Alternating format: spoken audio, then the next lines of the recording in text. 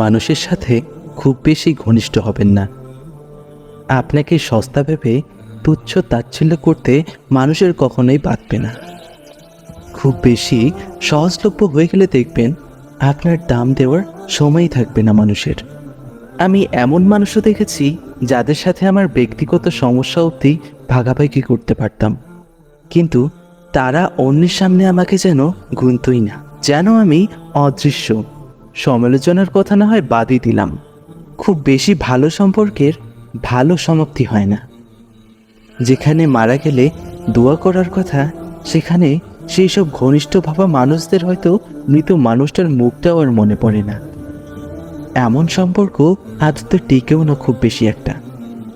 আপনি কারোর সাথে যেচে কথা বললে, দু একটা মজার বিষয় ভাগাভাগি করলে, কিংবা কারোর সাথে হেসে প্রতিনিয়ত টুকটাক কথাবার্তা বললে, এক পর্যায়ে এসে বুঝবেন অপর পাশের মানুষটি আপনাকে পুরোদস্তুর ব্যক্তিত্বহীন ভাবে।